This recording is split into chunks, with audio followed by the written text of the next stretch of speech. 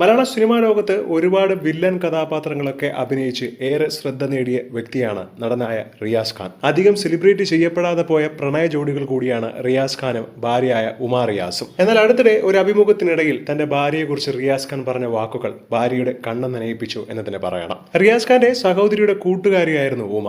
അങ്ങനെയാണ് ഇരുവരും പരിചയത്തിലാവുന്നത്. പിന്നീട് പ്രണയത്തിലാവുകയും അതിനുശേഷം വിവാഹിതരാവുകയുമാണ് ചെയ്തത്.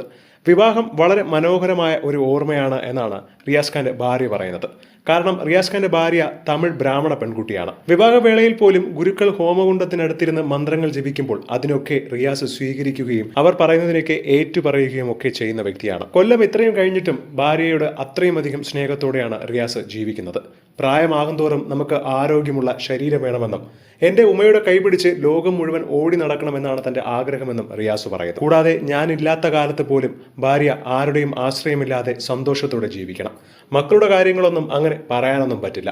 ആരെയും പ്രതീക്ഷിക്കാതെ ജീവിക്കുന്നതാണ് ഏറ്റവും നല്ലത്. ഞാൻ മരിച്ചുപോയാലും ഉമ്മ ആരോഗ്യത്തോടെ തന്നെ ജീവിക്കണം. ഇതൊരു ഇമോഷന് വേണ്ടി പറയുന്നതല്ല, അതാണ് യാഥാർത്ഥ്യമെന്നാണ് റിയാസ് ഖാൻ വേദിയിൽ വെച്ച് പറഞ്ഞത്. ഇത് കേട്ടതും വേദിയിൽ വെച്ച് ഭാര്യ പൊട്ടിക്കരയുകയായിരുന്നു. ഇങ്ങനെ ഒരു ഭർത്താവിനെ കിട്ടാൻ തീർച്ചയായും ഭാര്യയായ ഉമ സുഹൃതം ചെയ്തിരിക്കണമെന്നാണ് പലരും കമന്റ് ചെയ്തിരിക്കുന്നത്. ഇത്രയും വർഷമായിട്ടും അദ്ദേഹത്തിന് ഭാര്യയോടുള്ള സ്നേഹം മറ്റു ഭർത്താക്കന്മാരും കണ്ടുപഠിക്കേണ്ടതാണ്. എന്താണ് ഇതിനെക്കുറിച്ചുള്ള നിങ്ങളുടെ അഭിപ്രായം എന്ന് താഴെ മറക്കാതെ കമന്റ് ചെയ്യുക.